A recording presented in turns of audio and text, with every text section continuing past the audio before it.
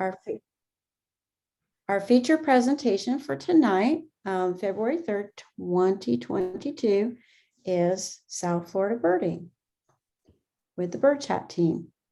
This is the group of us that went down to South Florida, and we're going to share a little bit of our experiences, and maybe next year you can join that trip. I would highly recommend it. So Deborah's going to introduce our guides. Okay, we got Mariah, Hryniewich, and Gles, and they are the Florida Keys hawk watchers for several years. That's actually, if you ever have a chance to visit, it's at Curry Hammock State Park, and you just go to the camping area and just go to the bathrooms, and they're on the second floor there. And they are so skilled, because unlike some of the hawk watches you might have a chance to visit up north, like Hawk Mountain, where they just come, the hawks just come along a ridge and it's not that hard to see. These are way up in the sky, and they are, Mariah and Luis are amazing at figuring them out. And I was there, the best time is October 10th. And for peregrine falcons, it's the peregrine falcon capital of the world. And by the way, we have a couple videos on our YouTube channel about that. One, Luis is explaining why it's the peregrine capital of the world, and another by the founder of the Hawk Watch, Rafael Galvez, telling all about it. But anyway, you can just visit, and they are a lot of fun. So we invited them to be trip leaders at the festival 2 years ago, and then they came back this past year, and then we got them to be our leaders for the South Florida trip, which was, they did a great job. Okay, Susan, you want to talk about this part? Sure. So we're going to talk about South Florida birding. South Florida, they have quite a few different birds in us. So even though we're not that far away, we can kind of get it changed up a little bit. Their climate is just very adaptable. So birds that maybe got loose in hurricanes can survive and thrive. So there's populations of parakeets and parrots, munias, all different kind of somewhat exotics. We also, it's somewhat close to the Caribbean. So a lot of those birds will come up. So, and then of course, being close to the Everglades, you have a lot of those classic like white-tailed kites, different types of birds that are more associated with the Everglades, but they're easy to see because of that location right next to the Everglades. So we can go next. Okay. And you can see all the hot spots. Mm-hmm. And we did hit the Florida Keys too, which are And the a whole Keys, nother which are thing. kind of done. Yeah. Which we'll talk about. All right. So when you're going on a trip to South Florida, you can do a couple things. This trip was in South Florida, so you could, a few people went down, kind of got there early, took a tour of the Everglades. We decided to go ahead and hit a few bird spots on the way down. So one of the ones we picked was Belle, Glade, and Torry Island Campground. So this is on the south end of Lake Okeechobee. And the reason we picked it, it was having a couple of kind of rare birds, like a male vermilion flycatcher. And we can go to the next slide. And in addition to that, a tropical kingbird. So these are some great pictures that Lori took. I hate to say my pictures aren't quite this nice, but these are beautiful pictures. The birds were not that hard to find. We kind of had general directions. We trooped on out there. We saw somebody and we're like, oh, have you seen the birds? And she's like, they're right there. So it was kind of easy to find. We did also get to see a dick sissel, so that was nice. But in addition, since we were there, after about 2 days after we got back to Orlando, we can go to the next slide. Oh, and of course, we did see a lot of rough-winged swallows, big flocks of rough-winged swallows. So that was kind of nice to see, because we don't see them here in big numbers. We usually see a few more passing through than kind of staying with us. And next. So of course, 2 days after we got back to Orlando, someone discovered a whole little flock of tricolored munias. So these are there, and there's like about 6 of them. And you do have to wait for them, but it's kind of somewhat established in this park, it appears to be, because they've been seen now since they were discovered for quite a while. And another interesting thing, it's that Patagonia picnic table effect. While people were looking, so this was taken in January, someone found this indigo and painted bunting hybrid. So a very interesting coloration of blues and yellows and greens on a small little bird. So that's kind of would be a fun special thing to see. So the other thing, so after we went there and we're heading south, we're like, let's go see burrowing owls. So we kind of took a look, and I have been before down to Pine Island Ridge. They have them kind of all roped off, and this owl on the left is from a year ago. I went out with my son, but we decided to pick Owl Lookout Park because Gles was there January 1st and saw his, and it's like, well, let's try that one. And of course, it was very easy. If you want easy, this is like a little block park. You just park, everything's all marked off, and you sit and you wait till the birds start coming out. So they will start popping their heads out. And we can go to the next slide. And just what, about 4:30, 4:45, they start popping their little heads out, looking around. We did not stay real long. If you stay long, they start coming out, but we did, it was getting late, and we wanted to get back to get down to the hotel and check in and that. So we kind of just saw them pop their heads out, watched them for a while, and then we decided we needed to head out. So next. Okay, so now I'm going to talk about our first day down in South Florida. We did the canal there at Homestead, and we're calling this Flycatcher Heaven because it was an amazing place to see a great variety of flycatchers. And that's the Everglades. This is right on the edge of the park, not exactly in the park, but you look across, you see the Everglades. So one of the first birds we heard then saw was this brown-crested flycatcher, which brown-crested flycatchers are really Western birds. And occasionally some come over this way and hang out for the wintertime. And we first heard him, and he sounds a whole lot like a great crested that has a short call. It's like the very first part. And so Luis, heard it right away. And then we were able to watch them. There was a couple of them there, and finally they kind of came out, and we got really good looks. And Val, you're going to see a lot of Val's photos. She's an amazing photographer, and you're going to see a lot of her photos.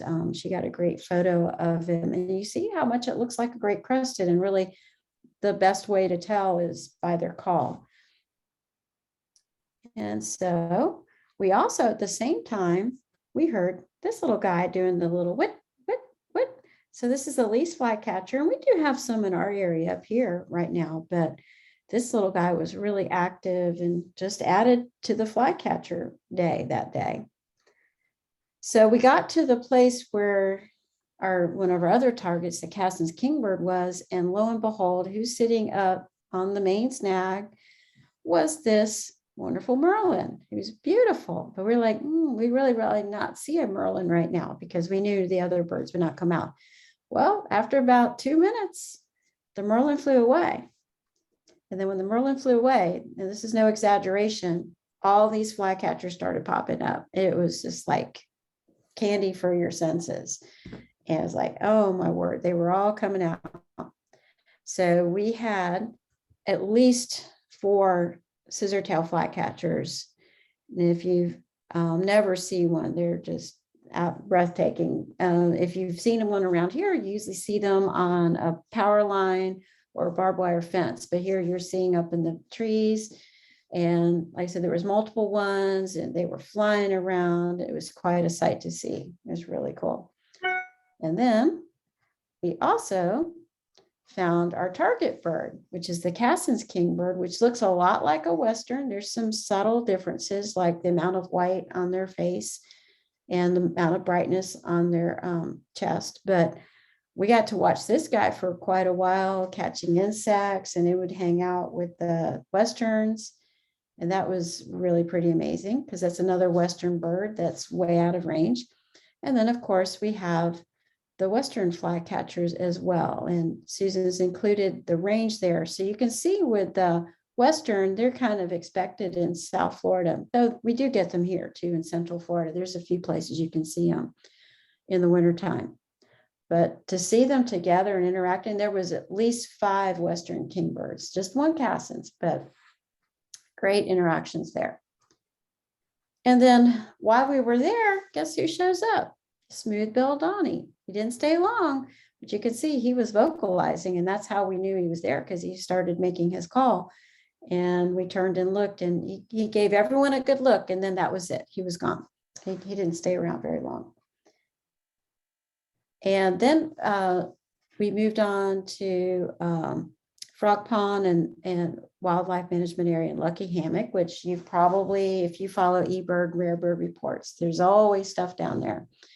And we were treated to a couple of short-tailed hawks, which, you know, here is a really rare thing to see them. We do have them here, but down there it's much more, it's more in their range, and you'll if you look around, you're going to find one. So we got the short morph, I'm sorry, the light morph. We had dark morph as well. I didn't get a photo of that. There was butterflies around. They were beautiful. It's a queen butterfly. And then here you see the white-tailed kite with its red eyes. And we saw a few of those flying over the fields. There's a scissor-tail flycatcher the way we usually see them, but out there at Lucky Hammock, right when you pull in the parking lot, they're up on the wires, just like there. And we also had a brown-crested flycatcher in that area as well, which I like the way it's tilting its little head. So, all right, so I'm going to turn it back over to Susan to pick up the story. You there, Susan? Break time. Yes. Okay. All right. So there's a real famous down on the way to the Everglades. It's called Robert is Here fruit stand. So we did have to stop because it's kind of like one of those must do places. He does have shakes of all different fruits that I probably can't pronounce half of them. But they or other ones too. And of course they sell fruit and jellies, things like that. So it's just kind of fun to take a look at the different things and the different fruits there. So it was kind of a nice little break from birding and a little sightseeing. So then we went back. We took our break and we went back. So it's the sun is setting. It's the evening. This is back. We went back to the L31 Canal. We're looking for some of those different birds that you see in the evening.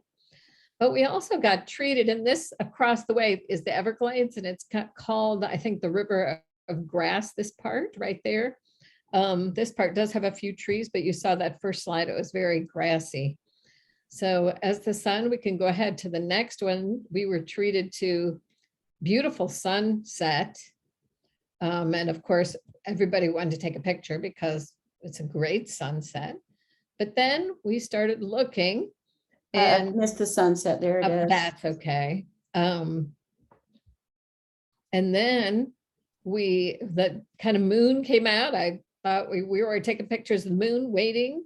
And lo and behold, we heard some little whippoorwills between digiscoping with the scope on them. We were able to get a few pictures and see them. It was really fun. I think we had like 5 of them. It was kind of the most I've ever seen. And they were right along the canal and the trees. It was really interesting. Just fun to watch them and listen, and especially the glowing of their eyes, which is a great thing. So it was really fun. And then next. And now we're going to pick up day 2. We drove to the Florida Keys. And the neat thing about where we stayed, which was in Homestead, it's not far to the Keys. You're right there between the Everglades and the Keys. So it's a great location. Deborah had gotten us a really nice hotel that was new. It was very comfortable. And as you can see, actually it was raining when we left our hotel that morning. And when we got to the Keys, the sun was out. It was really nice. Okay, let me see if my thing is going to advance. Come on, advance. Uh-oh. Uh-oh, hang on. Let me try something. Nope, there we There we go. go. All right, so there's a lot of hot spots. So these are just maps from eBird. If you're going traveling, you can go into the eBird website, not your phone app, but in the website, and you can type in. It's best to type in. You can't type in Florida Keys. You have to type in the county, Monroe County, and then it'll pop up with all the hot spots. So these are the stops we made: Key Largo, Long Key, Marathon, and Big Pine Key. But there's a lot to explore there and definitely worth taking time. Okay, so here's our first stop, was at Key Largo Hammock State Botanical Site, which was interesting because it originally was going to be a housing development. And actually, when you walk in there, you can see where the roads were laid out and everything. And fortunately, some far-sighted people were able to preserve this land and it never got developed. And it's a great example of the natural forest down there in the Keys. And so there's a lot of birds that live there. And I hear that migration is really, really good there. Of course, we were there not during migration, but so we were searching, and our main target was the mangrove cuckoo, which is notoriously hard to see. And it decided not to show up for us, but that's okay. We sure looked hard. And if you ever go down there, it's definitely worth a stop to try to find that bird. But what we did see was a lot of warblers. So some of the Caribbean warblers, they're fine at the Keys. They don't need to go any further. They just stay there. So we had great looks at black and white warbler, this black-throated green, and he was hard to see at first, but I think everyone got really good looks at it. Now, full disclosure, this is not that bird. I didn't get a good picture of it, but this is one from Fort DeSoto, but it looked just like this. It was a male. It was really pretty. And we also had American redstart and black-throated blue and oven birds. So it had a great variety, even though we didn't see our target. From day to day, things, vary.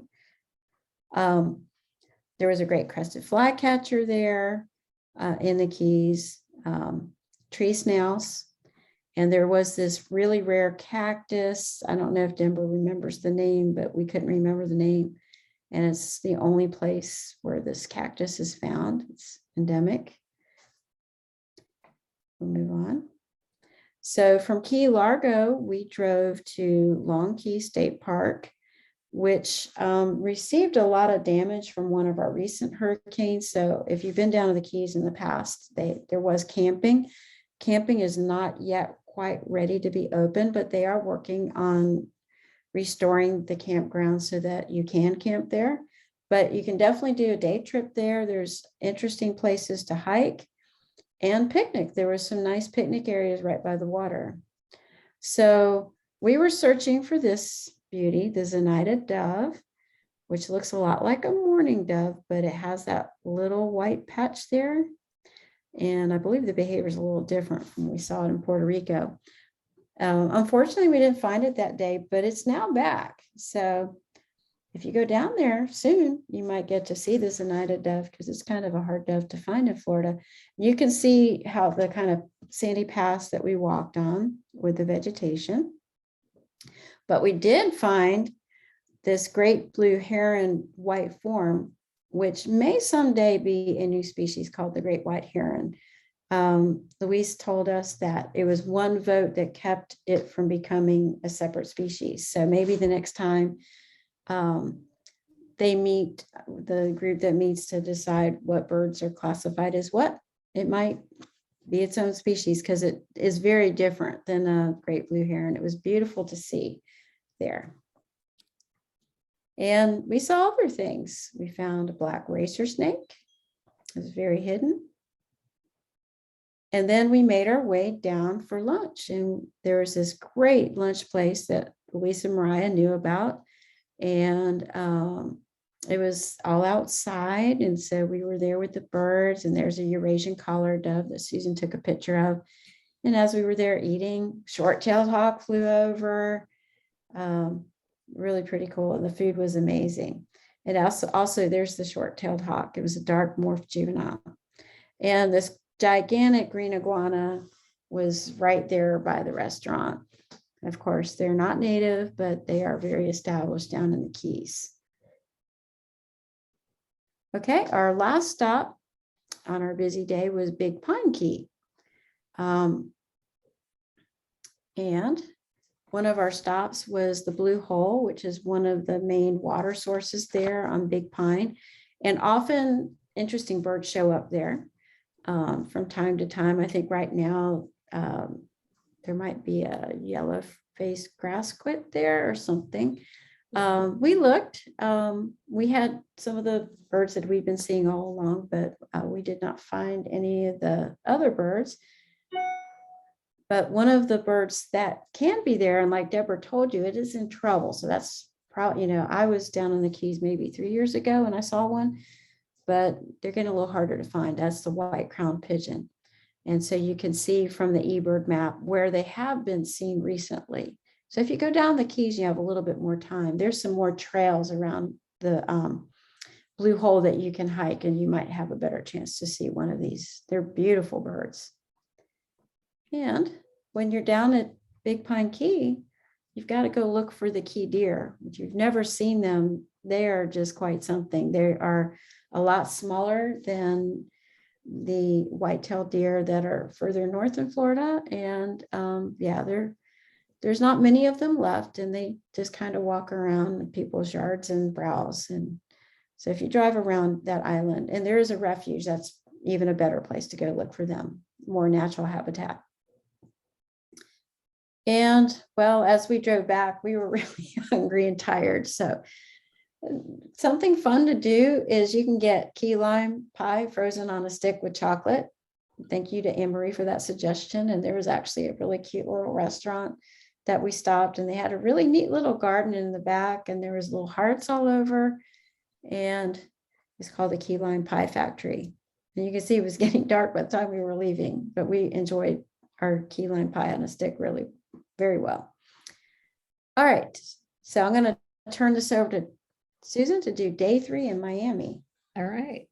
So then day 3 we spent in Miami, and I see for some reason, my little rectangles or my little ovals kind of went down, but we spent a lot of time in the Kendall Lakes and Coral Gables area. But as you can see, Miami, again, lots of hot spots, things to look at. We just didn't have the time to do all the things that I would love to do, but you can only do so much in a few days. So let's go next. So one of the places you gotta go is Pine Woods Park, because they have a red-whiskered bulbul, scaly-breasted munias, and spot-breasted orioles. They had big fruit trees in this park. This section here is a lot of grasses, which is great for the munias. But on the backside, there were a lot of fruit trees, just wild fruit trees covered with fruit, which that's where you're gonna see those orioles. They love fruit. So we'll go next. So one of the ones, our gull birds that we were able to see, was the scaly-breasted munia. They're very beautiful, like a finch type bird. They're believed to be escapees from the pet trade, possibly when they had the hurricane in the past, but they are kind of comfortably living among the grasses. They love the grass seeds. So we did see them in all those grasses eating seeds. So it was kind of a real fun little bird to see, but very, very attractive little bird. Some of the ones we didn't get to see because of the wind, it was a little bit windy that day, and I think that kind of put a few birds off. So the spot-breasted oriole and the I can't even say it, red-whiskered bulbul. So the spot-breasted oriole is pretty much South Florida is it for us to see that bird, because he is just only in the southern area. And obviously a bulbul is an escapee that they've managed to set up a little community there. And this is one of the areas where you can see them, but they're about the size of a cardinal. just cute little birds. So not a native bird, but they are thriving there in South Florida. And the other thing we did do was search for the Rufous hummingbird. There was a Rufous hummingbird being seen.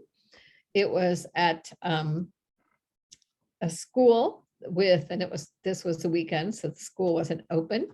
And it had these trees, the orchid trees, they call them, and with the purple flowers. And of course, we had to go through a lot of ruby-throated hummingbirds to find the Rufous. So that was us looking. We did see a lot of warblers, a lot of ruby-throated hummingbirds, which is our most common hummingbird here in Florida. So we had to kind of look through a lot of those. But luckily, we can go to the next slide. Our guide recognized the call of the Rufous hummingbird, and you could see they have a little Rufous on their sides and their tail, a lot of Rufous on the tail. They also have a spot that this spot in the throat will be an orangish spot, and that kind of differentiates them. And we'll go to the next one. And one of the things Lewis was talking about was the posture, and just seeing the silhouette of the bird, even without the colors, you can kind of tell the difference. The Rufous sits up, it's a very upright bird. The beak the head flows right into the beak, a real thick neck. It's almost like a one-piece bird. And the ruby-throated kind of has a rounder head, more of a hunched posture. And of course, a little bit different as far as beak profile. So that was kind of an interesting thing to look at the difference too. Next. So, and then again, here's one that shows the Rufous, and on the bottom right, that's a picture I took when it was up at Bach Tower, and that one had a little bit, the day was a little bit overcast. So this one was a real nice bright day, and you could see all that beautiful Rufous and that little white spot behind the eye. So next, birding in the parking lot. One of the things in Miami you might see is a common Myna. So we did see these in the parking lot at the hotel. We went out one morning, and lo and behold, sitting on the wire were these two common Mynas. And of course, then they flew down to the parking lot and started walking around, and we got some good shots and able to add another bird to our bird list in the easiest fashion ever. It went too far. All right. Do you Here we want to go. do the Biltmore, Kathy? Yeah, I can do the Biltmore. Okay. So one of the well-known locations for the red-masked parakeet is the Biltmore Hotel, which I believe is now run by University of Miami or something like that. One of the universities actually runs this hotel. And these little naughty parrots, they nest up in the underneath, the roof and the wooden parts, and they chew holes in there, and they're very well comfortable in those places. So this is a well-known place to go see them. Now, do know that you're allowed to go there, but there is a fee for parking, which is new, which if you've been in there in the past, that there was no fee for parking, but now you make sure you do pay, and it's all very well explained when you go there. And you just kind of walk around, and these parrots are flying around, and they're noisy, and they'll go up in the trees and eat fruit. There's some other kinds of parrots there. Like I said, our weather wasn't the best over the weekend. So it was a little overcast and cloudy, and it was a bit rainy. So we did not see many varieties of parrots that you might normally be able to see, but we did get good looks at the red mast, and a few of us right towards the end, as we were kind of saying our goodbyes, we got a little send off by these yellow chevron parakeets, but it was so quick. This is not our photo. This is from eBird, but they were really cool to see. And we also did have some Egyptian geese, another exotic that's very established down there. They were out there at the golf course where they like to go. So there's a lot more you can see in Miami if you have more time to spend. There's other locations to find parrots and other rarities that show up down there. So a big thanks to Val for her photos that she helped contribute. Here's our group. We were all having a really good time. Audubon puts on great trips. And if you have any questions, Susan's going to go ahead or comments, put them in the chat, or you can unmute yourself too. But Susan will go ahead and start reading those. All right. Well, Jeannie did ask, and I'll kind of go over because Deborah answered it, but it's probably in case anybody else has this question. She said she was planning a trip to South Florida, East Coast and West Coast, first week of March, and wanted to know if there was a great place to see spoonbills and nesting birds. And Deborah did recommend the Ding Darling National Wildlife Refuge on Sanibel Island, a sure spot to see those spoonbills. And of course, occasionally they have a mangrove cuckoo, so kind of review that call and keep your ears open. And Soraya Fisher was wanting to know, how do I join that trip next year?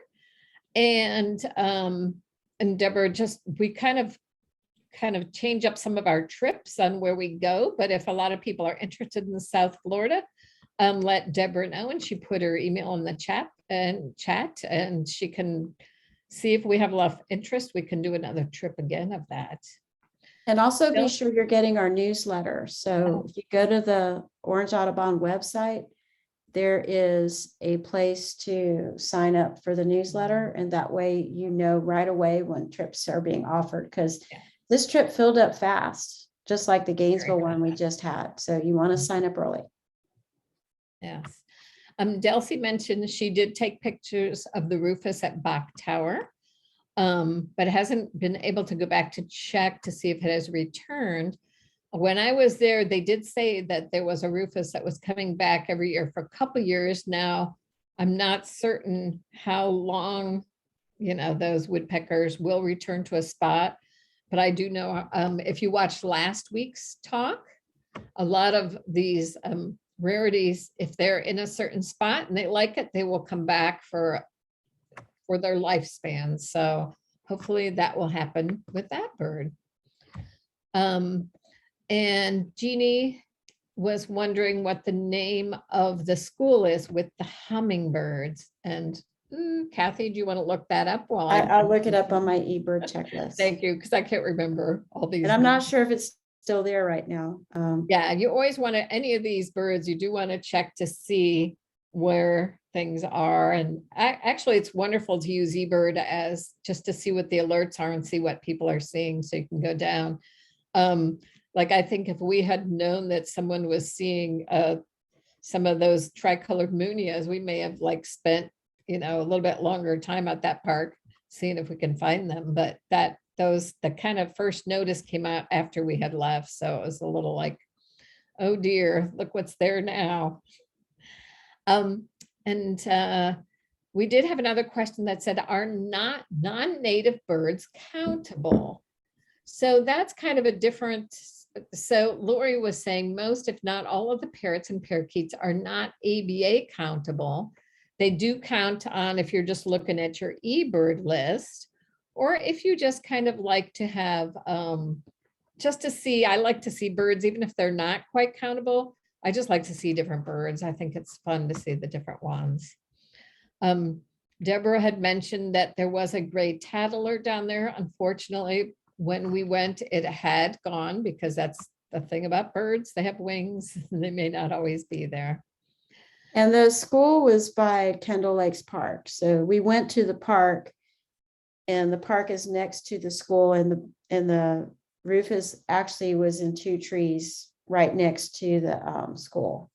Yeah, it was on the bus turnaround, isn't that, or the bus drop off? Yeah. Whatever those are called, where the road comes in. So it's kind of nice. Okay, and Delcy is wanting to know the Fort DeSoto trip. She saw that it was April 11 and 12th, which is Monday and Tuesday. Yes. And yes, we did move it. Kathy, do you want to go over that? Yeah, I will. And I think I'm just checking. There is there's about 5 spots left. We moved it to the weekday because we did, actually, last year we did not do it as an overnight trip. Some of us stayed over. It was just a lot. It was too crowded with people. So it was harder to find the birds and everything. So we just figured we would do it during the week. Sorry for those of you that work.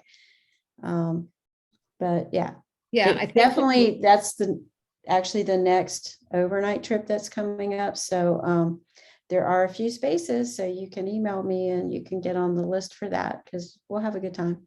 Yeah, because I think I had gone down a little bit early and we saw a lot more birds. And then the weekend came and there were so many people everywhere blasting stereos. The park is getting very crowded. And I think that kind of scattered a lot of the birds. So things Yeah. that we got to see on Friday weren't there on Saturday. You know, it was like, or the day before. So it kind of is we'll be getting a little there. bit crazy. We'll be there Monday, stay over Monday night to Tuesday. Now this one, because it's high season there, we don't have a hotel arranged because we couldn't get a good price. So if you want to do that, you should sign up soon and get your own accommodations, because I know last year some people tried at last minute. It was really, really difficult. So if you want to do that, it's great. I mean, it's one of the most amazing places in Florida. And Jeannie wanted to know what hotel did we say was great in Homestead? And Deborah is typing it in, Fairfield Inn in Florida City. It was really close to that canal. I've been looking at these rare bird alerts and looking at that canal and the Lucky Hammock, and just so excited to get to see those places finally. So that was nice. Lori seconds it and said she also stayed there and it was very nice. Any other questions, Comments? comments? Yeah. And I'll share this last picture.